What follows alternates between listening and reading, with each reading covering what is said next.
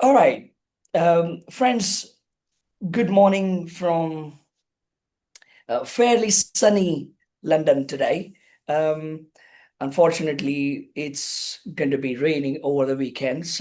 But nonetheless, it's 16, 17 degrees sunny today, and going to reach about 23 degrees tomorrow.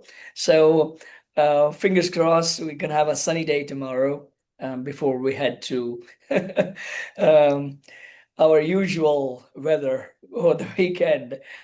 Um, Good afternoon and good evening to you know um, those who are in different time zones. Thank you so much for joining. Um and let me welcome Hank Brigman. Uh, and Before I get into uh, a little bit more about the topic and so on, let me say in business we use the word touch point, and touch point today is widely used in many contexts. But um, if you're using this word, it is a gift from Hank to the Wikipedia. He's written a book on that, um, Touch Point Power, if I remember correctly, and that's a bestseller book as well, for obvious reasons.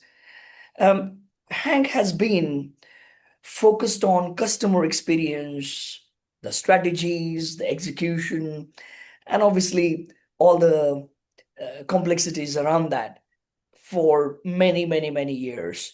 And he has been a consultant to big brands across the continents.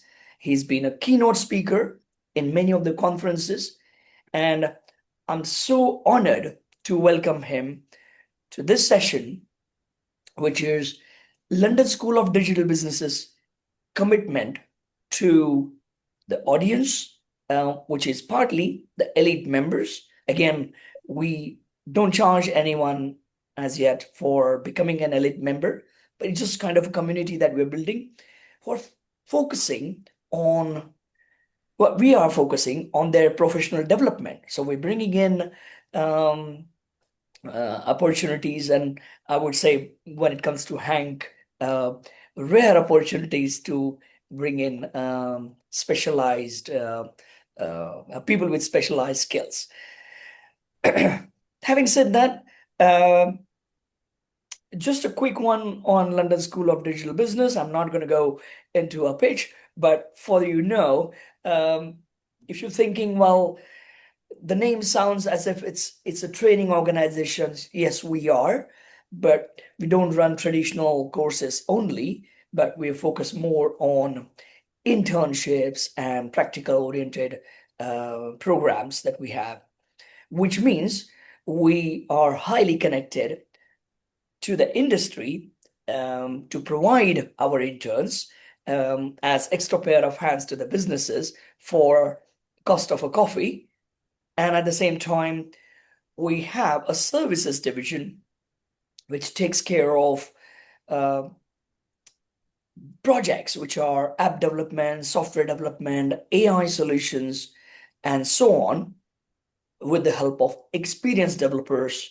Um, and we're glad to say that we have access to about 72 countries, which means we have students from 72 countries. At the same time, we can service businesses with these interns and experienced professionals from so many countries, depending upon their skills and need of the client. Having said that, let me pass this back to Hank. Hank, thank you so much for making this time. Um, um, yes, screen sharing is perfectly working. And if I would like to start talking more about the topic and yourself, and then, as you feel free. Thank you.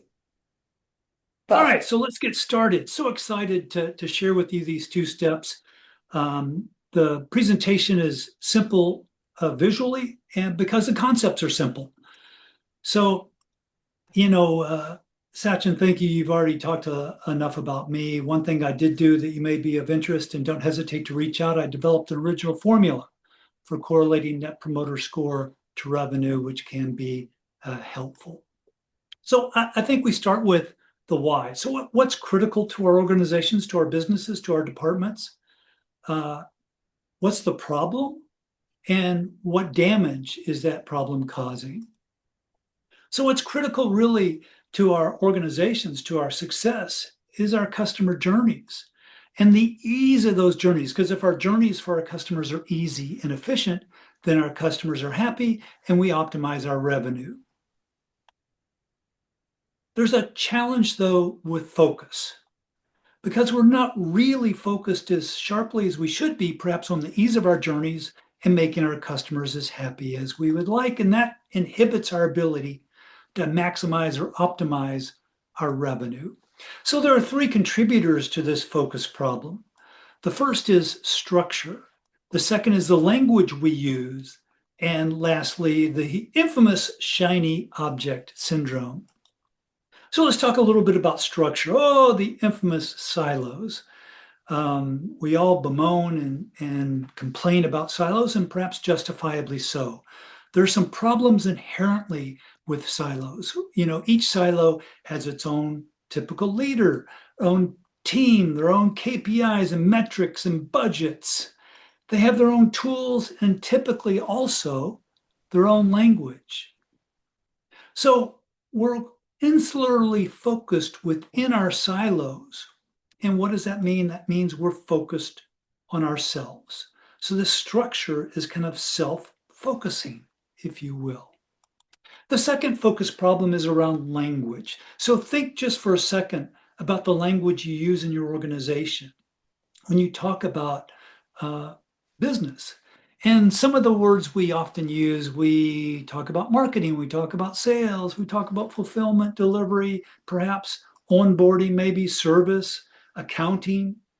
And within our silos, we talk more about those things. So in marketing, we might talk about clicks, and sales, we might talk about close. We might talk about registrations, etc. So our language is a lot about what? It's about what we do. This is the language we use. And so what is that? Again, we're talking about what we do. We're talking about ourselves. The third challenge is the infamous shiny object series. So if we think about our shiny object syndrome, if we think about perhaps 10 years ago, the shiny object was channel strategy. And that was the focus, all the articles, everybody talking about channel strategy. Then, boom, we shifted to digital transformation. We need to transform our apps and our digital world. And today, no surprise, the really shiny object is AI. And so the interesting thing about these shiny objects, which seem to captivate us and captivate our organizations, is they're all tools. Now, let me share an analogy that I think will help drive home this point about the focus around shiny objects. If I'm a home builder and you want a house built and you have a blueprint of the house you want, you bring it to me. You're my customer, you're my client, and I'm supposed to provide to you the service or product that you request. And what you request, the purpose of why you've come to me is to get the house of the blueprint built. That's the goal. That's your purpose. Now, I'll use tools to build that house, and tools are important. But my strategy, what I need to focus on is your purpose, which is the house that the blueprint is focused on. So I need to focus on the blueprint. Do I need tools? Yes. Do I need a tool strategy? I don't think so. And so we need to be careful that tools don't become the focus. They're important. They help us accomplish our strategies. They help us accomplish our objectives. But if the tools are the focus, our focus is perhaps not where it should be. However, with artificial intelligence, the current shiny object syndrome, let's talk a little bit more about that. A little bit a tangent here on artificial intelligence, because you know, it is captivating. When was the last time you saw an article pitched to you, perhaps on LinkedIn, elsewhere, that didn't have AI in the title. I mean, it is everywhere. It's proliferating Everywhere. everywhere. It's proliferating our media world around business. But there's a way to approach this tool that keeps the focus where it should be. So if we focus AI on creating easy customer journeys and allow that be the goal, the focus, then we can work down through the processes and the details and the systems that support those journeys. Now, what I hear a lot about artificial intelligence is let's use it to eliminate seats in our call center. Let's use it to save money. And it can do that. But that's now focusing that tool on something that isn't critical to our business success. And what's critical to our business success? Easy customer journeys, making happy customers, optimizing our revenue. That's what's critical to our business success. Now, do we need to cut expenses? Would it be helpful to reduce seats in the call center? Perhaps it would. But let's let that come as a result of improving those customer journeys, not as the starting point and the focus. So, Yeah, I think what you're trying to say is we focus more on the result, and if it means that we do not have to, we cannot use AI because it's going to hamper the journey, then that's the decision we take because the focus is in mind rather than trying to reduce the expenses, but at the cost of what? correct. And if the focus is on how to make that journey easier or better, now we can ladder down from that and let AI improve the processes, improve the systems. Maybe in doing so, it'll cut expenses. That's certainly a big bonus that they tout around AI, and it can probably do that. Now, AI, say in a manufacturing process, yes, use the tool, let it work. But as we look at it more in the business context, day-to-day work of our business, if we can focus it on making our customer journeys easier and better, now we're focusing on what's truly critical to our business. And so to me, a realization of this focus problem is our departments and our organizations are narcissistic. And this is a funny little definition, but we talk about ourselves, we're structured around ourselves, and this is challenging on so many levels. And the damage it does is it creates massive amount of inefficiencies. It reduces or hinders cooperation between silos. And where's the accountability? So we have accountability over close rates if we're in sales. We have accountability over click-through rates and some things in marketing. Obviously, we have accountability on filing our taxes for accounting. But if the ease of customer journeys are so critical to our business success, where's the accountability for that? And then if we're narcissistic, what does this do to our culture? If we're so focused on ourselves, if we structure around ourselves, if we talk about ourselves, then our culture becomes quite insular. It becomes more about us. And that's not the best culture we can build for the greatest success of our organization. So the focus challenge then is that our goal and our need is to go from a lack of clear focus on what's critical to our success to a clear focus on making those journey easier, better, smoother, and our customers happier. So let's get to the how. That's the three focus challenges around structure, around language, and around shiny objects. So again, a reminder as we get into the how, what's critical? We want easy journeys, we want happy customers, and we want to optimize revenue. And again, when I say customers, that's a word that I use kind of across a lot of different nature of customer. A customer can be a client, customer can be a constituent, it can be a patient, it can be a student, it can be a supplier or a partner. So when I use the word customer, making your customers happy, this can be across a number of different definitions, if you will, of customers. So those of you in the university world, it might be students. Those of you in the medical world, it could be patients. So customer is kind of ubiquitous, if you will, here. So we're going to talk about two steps, a journey approach to improve outcomes, to make these journeys easier and to improve KPIs. So the two steps: one, we're going to change our language.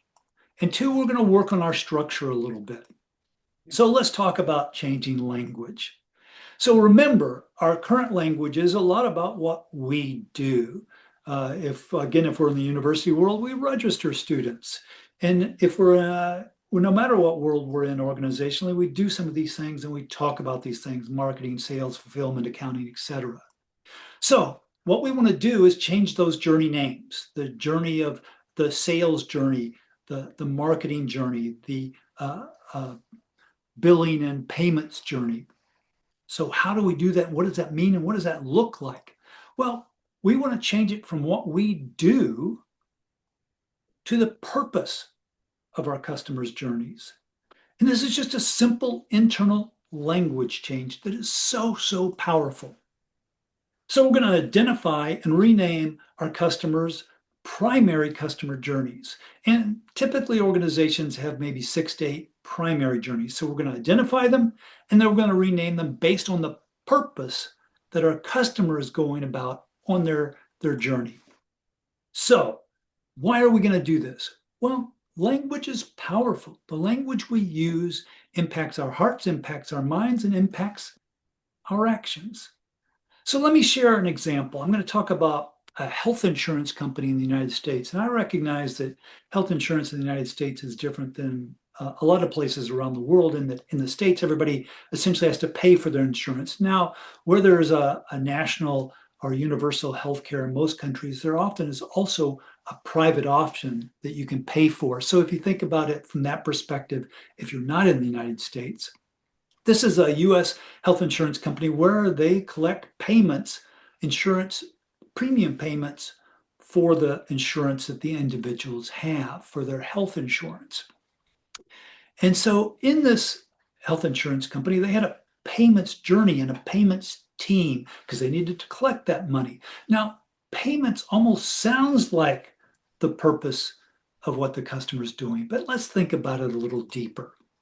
So there's this payments team collecting payments and making sure everybody's consistent with their payment. But if we think about the purpose of what the customer is trying to accomplish, when you pay a bill, is your purpose to pay that bill or is the purpose to get the whatever the results of paying that bill?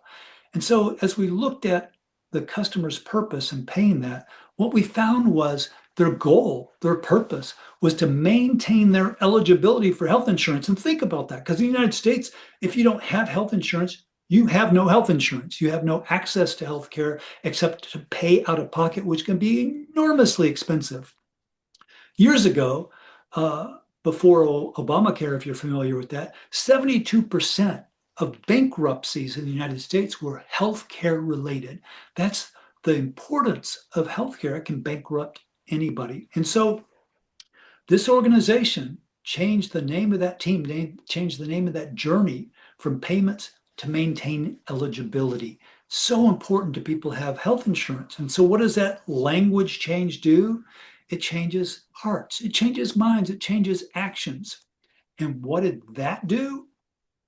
That impacted KPIs. So on this team that went from payments to maintain eligibility, this simple name change, what did it do? It improved first call resolution around collecting insurance payments, around helping their customers maintain their eligibility. It improved transactional net promoter score.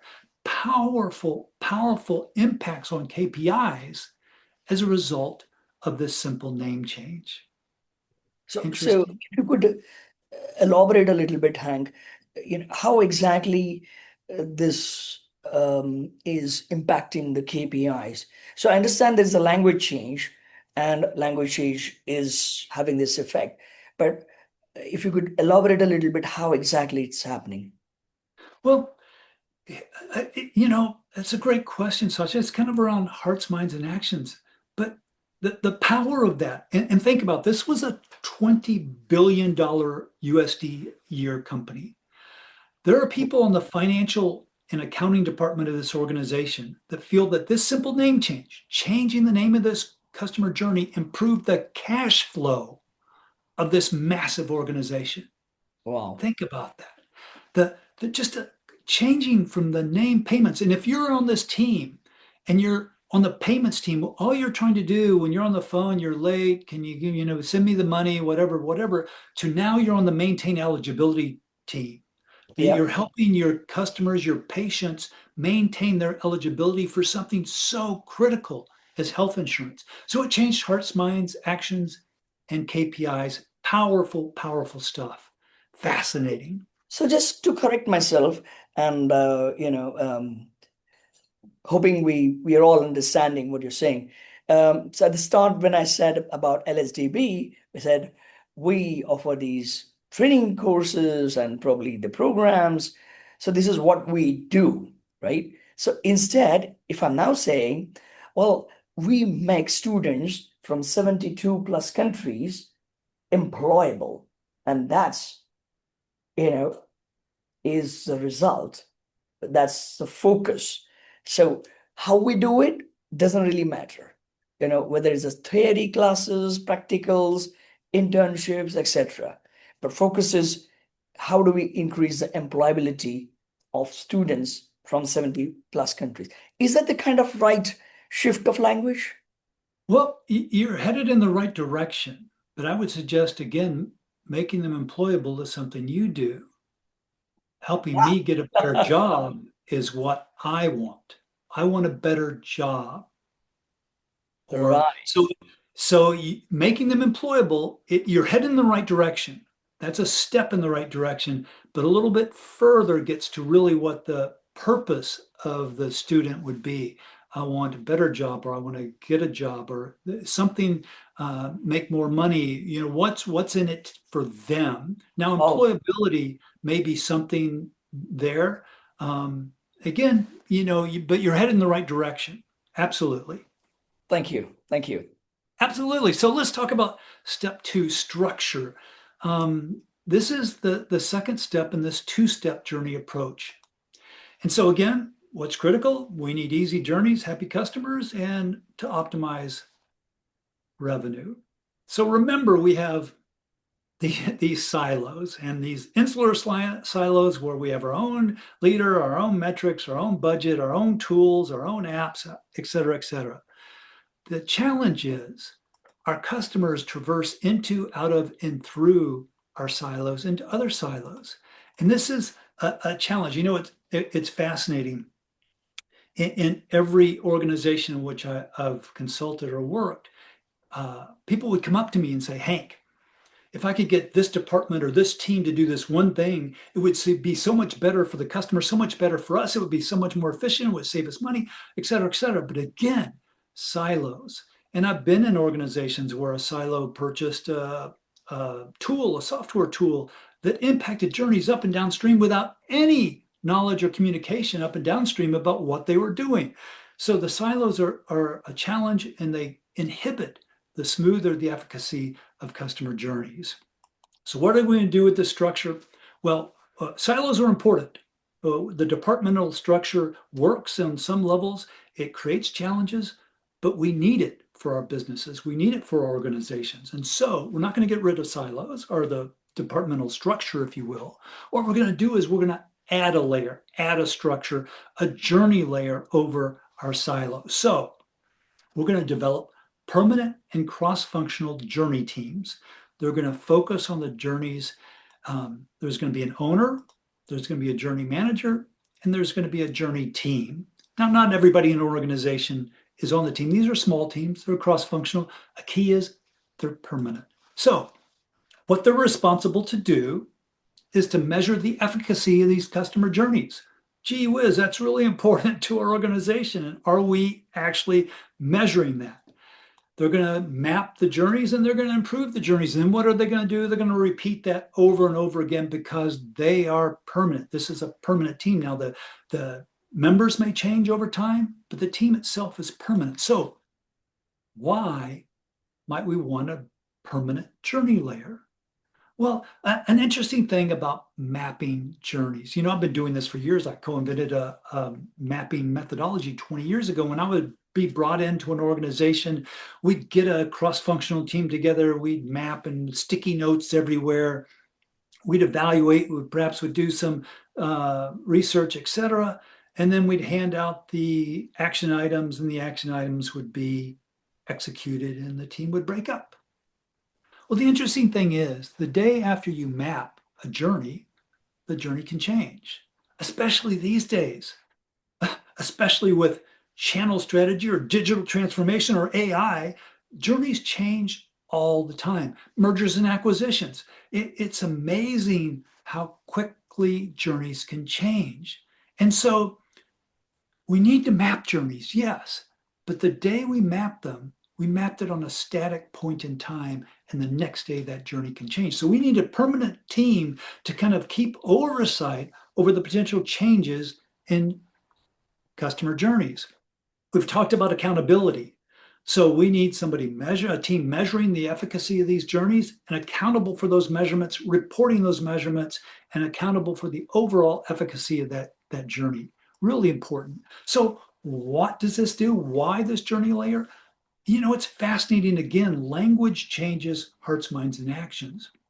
As we now have people cross-functionally on a permanent team looking at a customer journey, they then break some of that siloed narcissistic focus and help other people in their silo understand the up and downstream impacts of what they do on journeys. It helps them receive those journeys that are smoother to them, create journeys that are smoother out of their silos into further teams. And so the cooperation cross-functionally is much, much better, making the journey easier, improving efficiencies. And if we improve efficiencies, we improve KPIs. So why a journey layer? Well, what's critical to our business? Easy journeys, happy customers, optimizing revenue. So these two steps, we have changing our internal language, and we have also layering this journey model over our structure, our departmental structure. So this shifts focus from ourselves to ease of journeys and happy customers. This is what these two simple steps do. Fascinating stuff. So let's look at a bigger, broader case study of this two-step journey approach. We're going to go back to our US healthcare company that renamed their primary customer journeys. There were 6 of them, and there are a couple of them that I think are really fascinating. So again, people shop for their health insurance in the United States. There are lots of insurance companies to buy your insurance from. And so they had obviously a marketing journey and a sales journey. When they looked at really the purpose of the customers, they renamed that journey. They combined them and renamed it Research, Shop, Renew, which is what the customers were doing. They then had a journey they called onboarding. Again, what they did. This is a fascinating name change to me, because imagine the complexity of having a marketplace of health insurance companies offering different coverages and different deductibles and different this and different that, and different doctor groups. And so it's confusing, really confusing. And so as a customer of that sort of marketplace, that confusion happens as you go through the buying process and even after you buy. So the insurance companies there onboard you to help you understand what the heck you got. Well, what they found with the customers, really, the purpose of that for the customers was to understand what I bought. So onboarding changed to the journey name to understand what I bought. And then they had journeys around claims, obviously, in US insurance basis, where you put a claim in and maybe you pay some and the insurance company pays some. But they started to use the word care. So they had 3 additional journeys: find care, which helped their members, their patients, find the right doctor, the right specialist, the right hospital, etc. Get care, help them make appointments, help them get in for that care. And rather than claims, which is, that doesn't even sound nice, doesn't sound like something I want to do, it was pay for care, which is what then their customers, the purpose was to pay for the care they received. So 6 journeys that were renamed, and 6 journeys that changed hearts, minds, and actions, just changing that language. So that was what this company did as the first step. The second step was this cross-functional journey team. So they assigned an owner at the VP level. Again, very large organization, smaller organizations need to look at this perhaps a little differently, but I would suggest that all three of these positions are really critical. You want an owner at the top level where there's reporting into the board or whatever the top organization structure of your organization is about what's happening with the journey they own. There's a manager in this organization who was at the director level who now is going to manage the team on a day-to-day, and again, it's not really a day-to-day basis, but keeping the team on board. The owner is again, more a leader and not involved in conceptually the day-to-day. And then there's a team. It's a cross-functional team, typically of high performers. You want people who you see as future leaders in the organization. This isn't a large team. It's a small team, but cross-functionality is really important. Let's talk about the rollout. So the organization changed the names of all of those journeys over a course of research and time. Now, the journey teams, this journey layer of structure, they had the 6 names, but they rolled out one journey team at a time. Again, this can be kind of disruptive to the organization. And so to put build teams across 6 different journeys all at one time is not something I would advise. We rolled it out one journey team at a time, and it may be 6, 8, 10, 12 months over time to add another journey team, especially after the first one. Make sure it works, make sure it's supportive, and make sure that it gets the measurements and efficacy and accountability needed. Now, another piece of advice here, I've done a lot of journey mapping, and whenever organizations brought me into journey map, they wanted to map this gnarly, nasty journey that was causing the organization and their customers problems. Logical. This is our biggest problem. Let's tackle it. My advice was always, no, let's not start there. It's the biggest gnarly journey for a reason.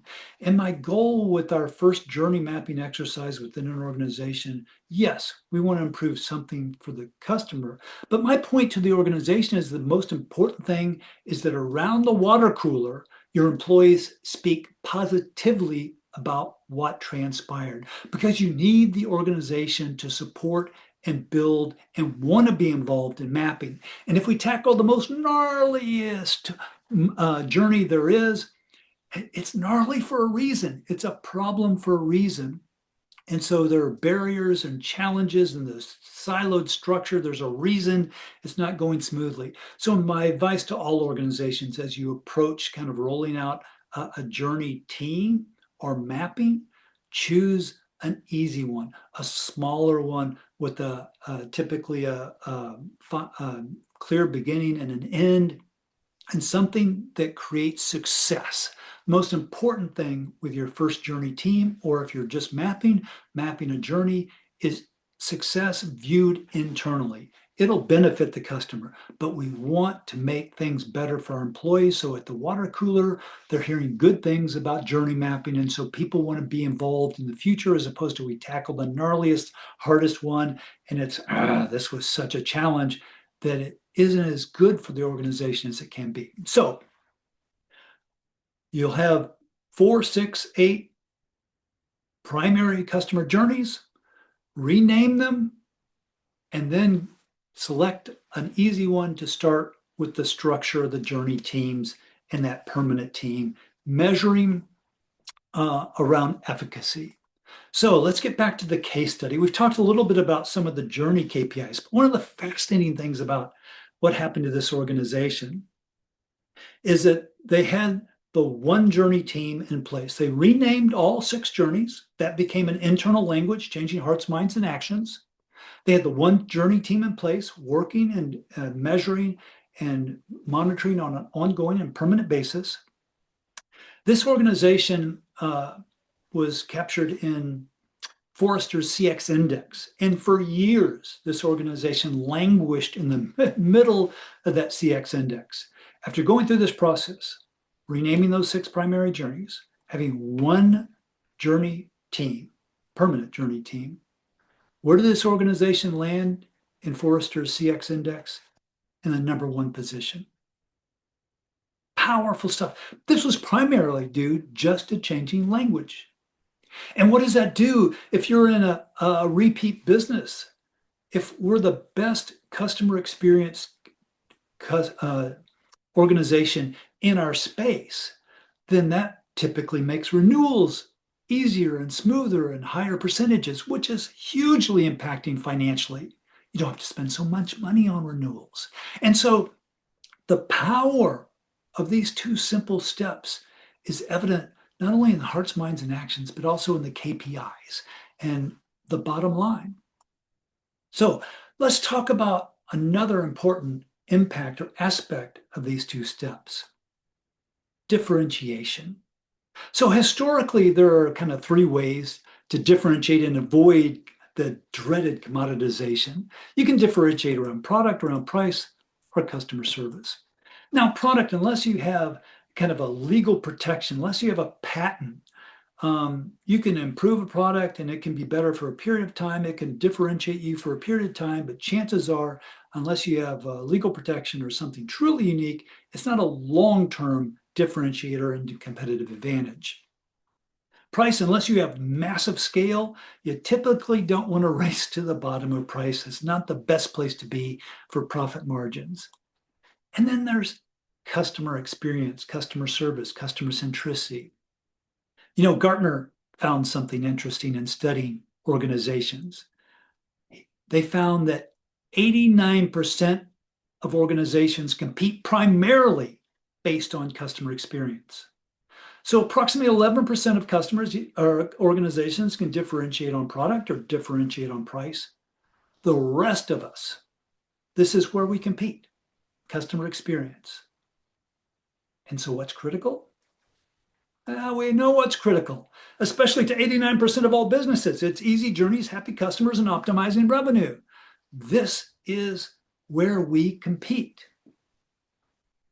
So which differentiator can't be purchased? Customer centricity. We can buy product, we can buy price if we want to, lower our margins, but we can't buy customer centricity. Why? Because it's cultural, and you can't buy culture. So, a summary: our departments and our organizations, we're narcissistic. We are in love with ourselves and focus on ourselves. We talk about ourselves and structure around ourselves. But there's a two-step journey approach to shift this focus, to clear this focus on what's critical to us. We need to change our internal language from what we do to the purpose of customer journeys. We need to layer a journey approach. This changes hearts, minds, and actions, improves cooperation, efficiency, adds accountability, and improves the financial performance and KPIs. So, what's critical?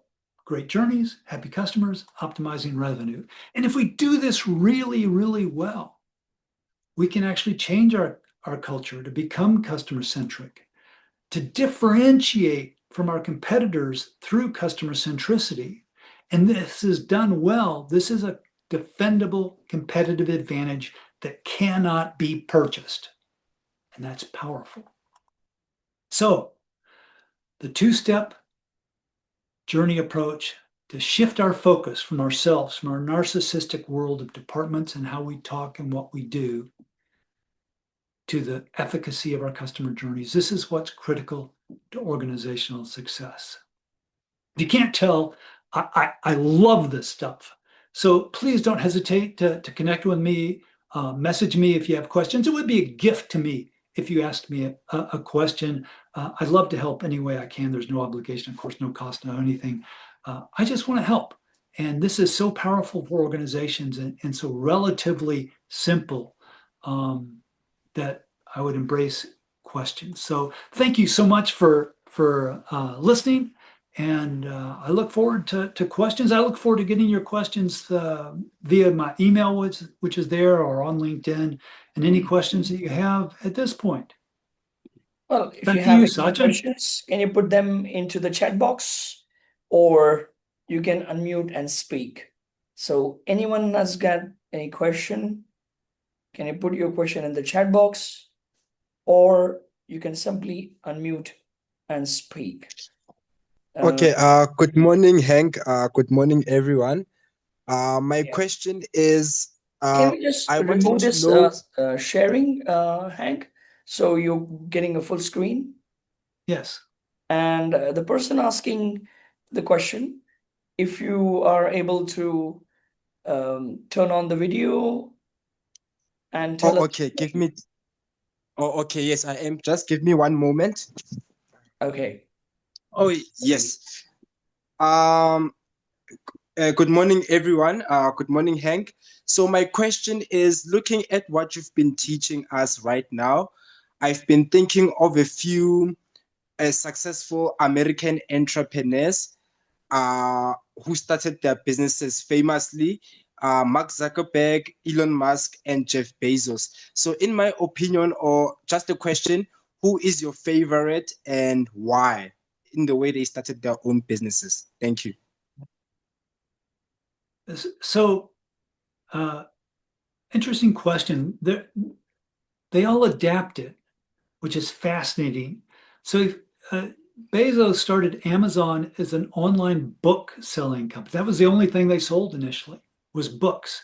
And look where they are today. So the adaptability and that business's ability to differentiate on product because of scale is really brutal to now compete with because it's so big and so expensive to get that big that it's just brilliantly conceived. Then you have Elon Musk, who has really taken technology in so many different places, from space to cars, et cetera. Again, the adaptability.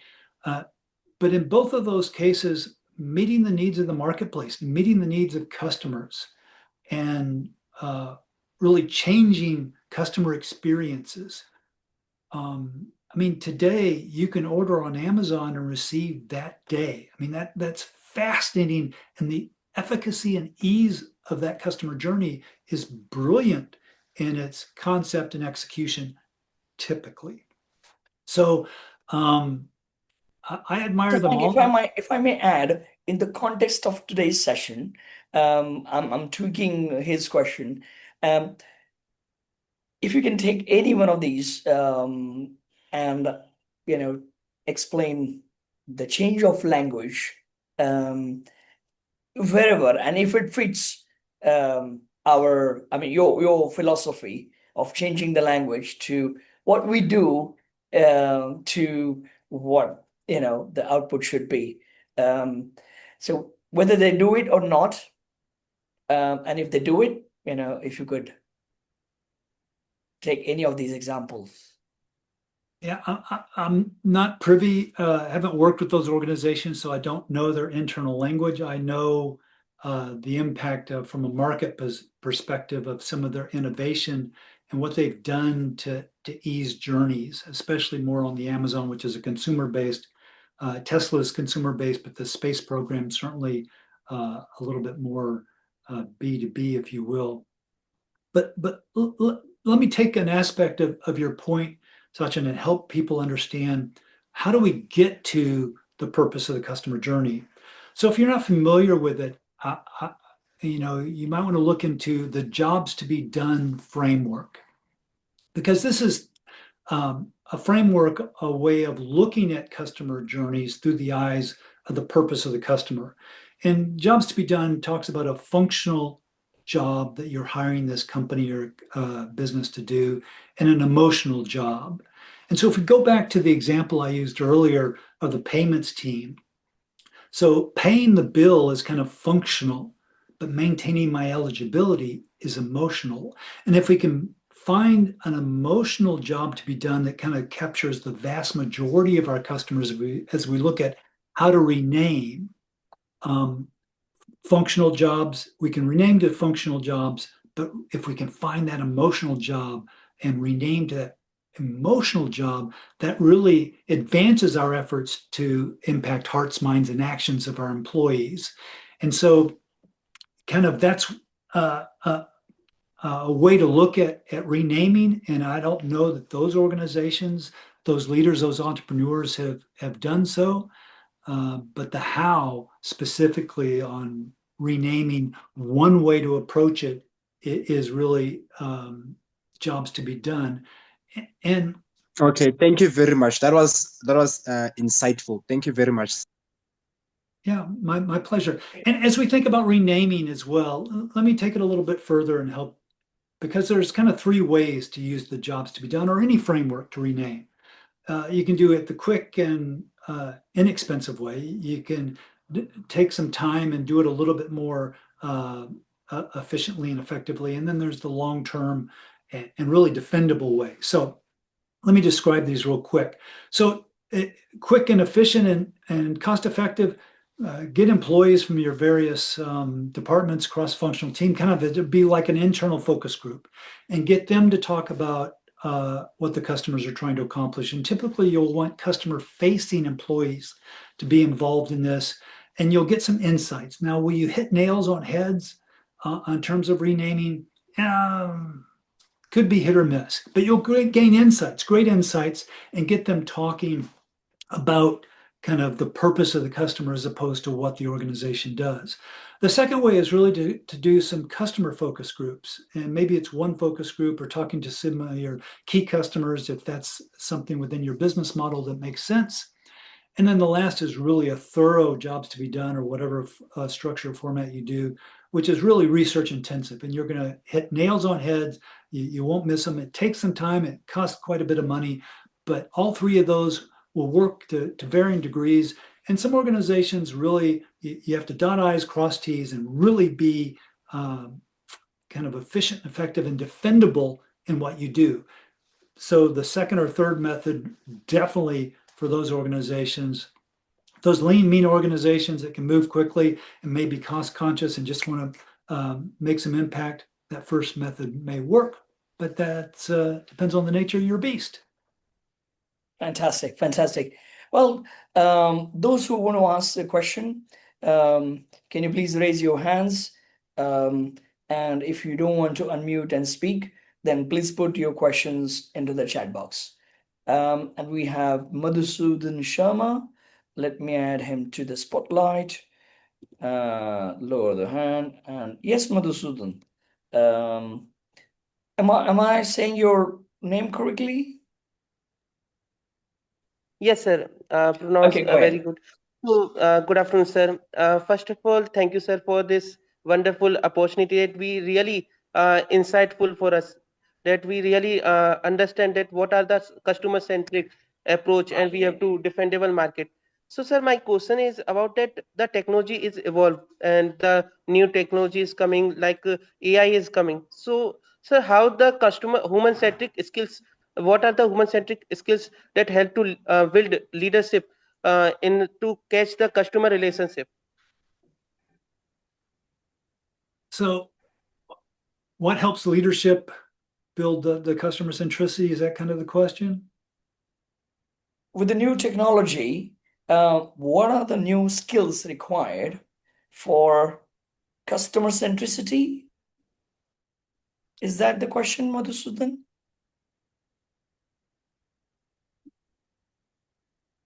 Probably yes. Yes. So the new technologies, I'll go back to the shiny object syndrome. If we use the new technologies as the tools they are to focus on how to improve the ease and smooth and efficacy of customer journeys, then we're applying the tools appropriately. So I think the skill we need is not to be intoxicated by what the tools can do, the sexiness of what the tools can do. The skill needed is not to focus on the tool, but to focus on what's important to the business, what's important to the customer, and how the tool can help accomplish that.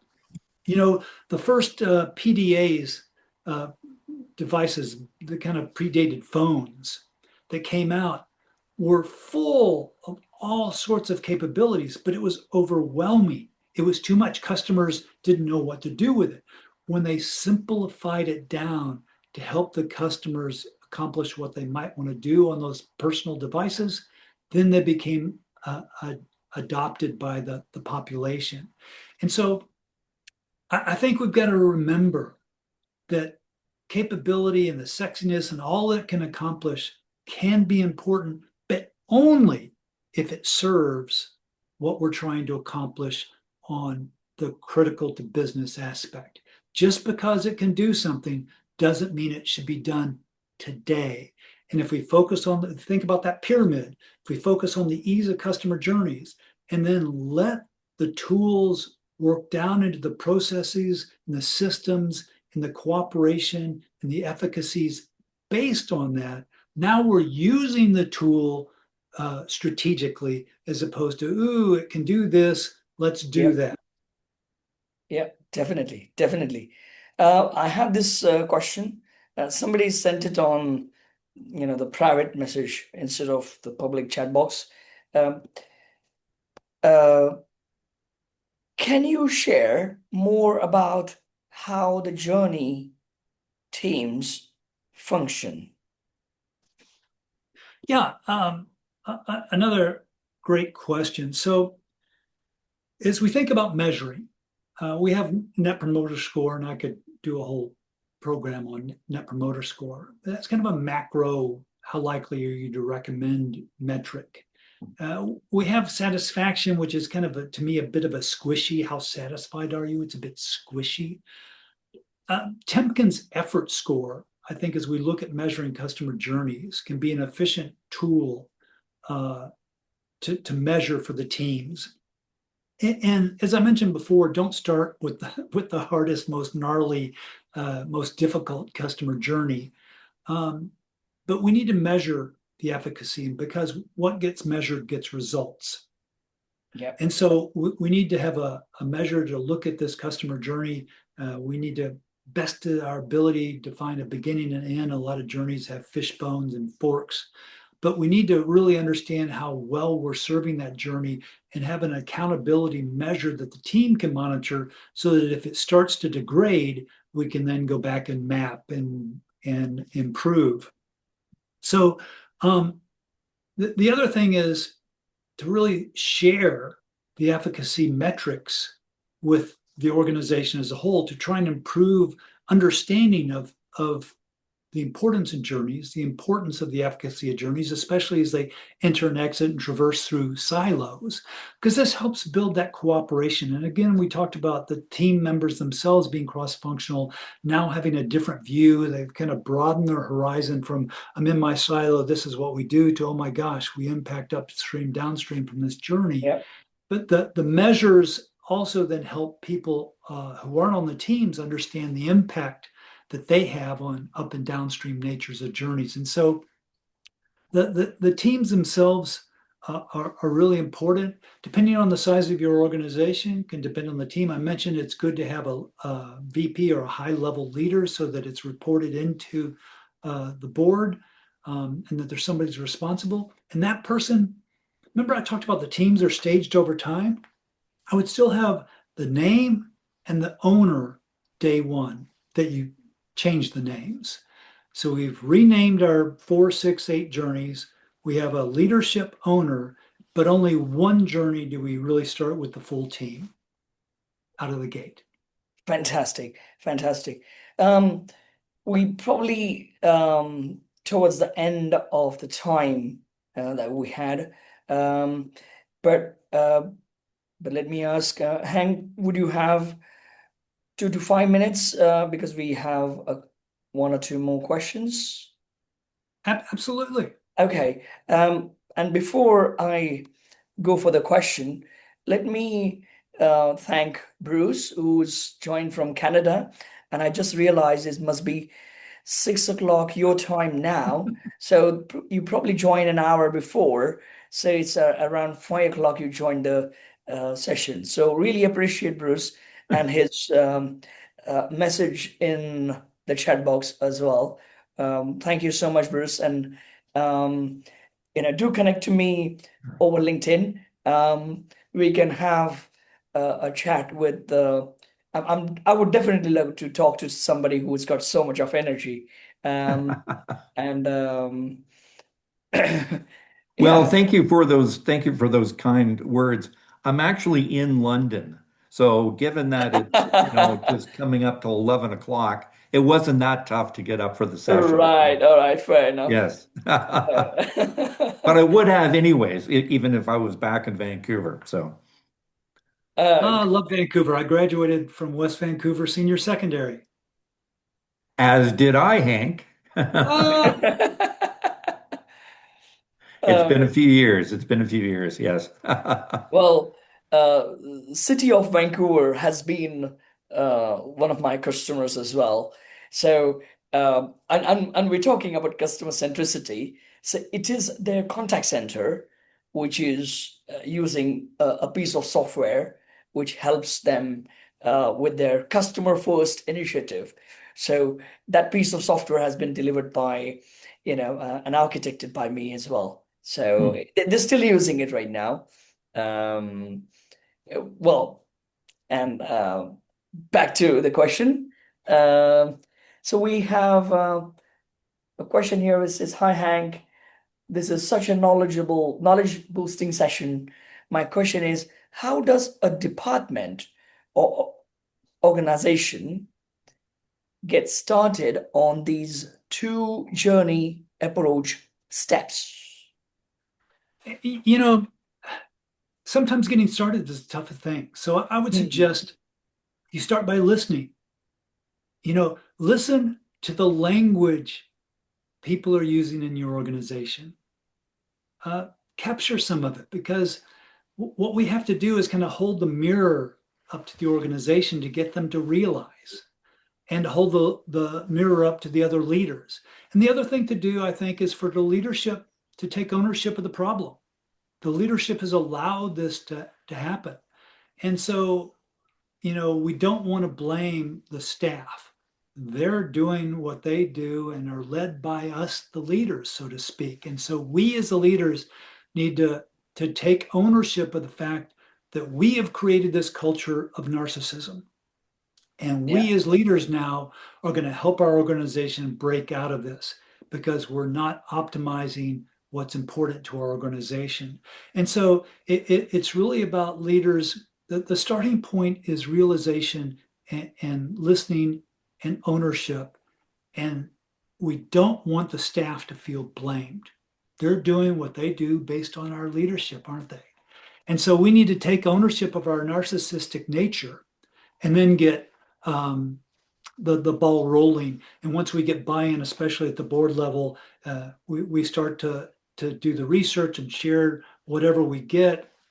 And it's kind of a rollout sales process internally to get people bought in. And then a key is, once we change the names of those journeys, we need to monitor that the names are used.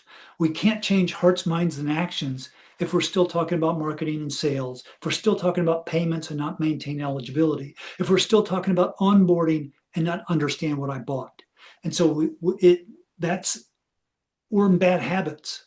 And so we need to help each other break those habits, but do so in a comfortable, friendly way, not a punitive, painful way. So that's kind of the some real keys to success and keys to getting started.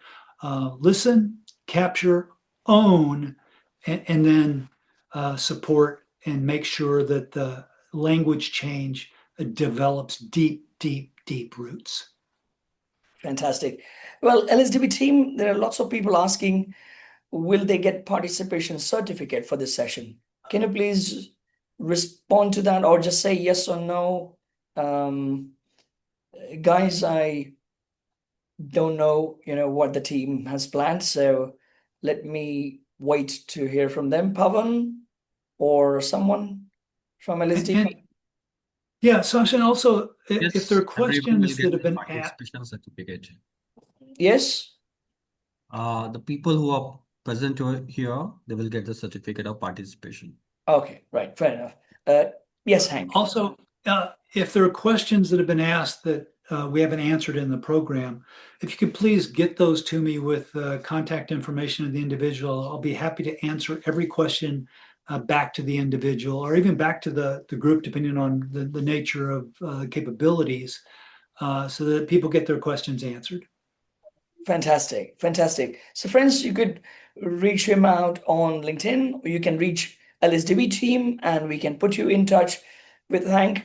And I strongly recommend that not only get your questions answered, but once you get your head around that, talk to the people within your organization. If you're the owner, then obviously have your owners meet or board of directors. But if you are working for an organization, talk to the top level people in the organization. And if you're on a mission to make your business successful, then do get in touch with Hank.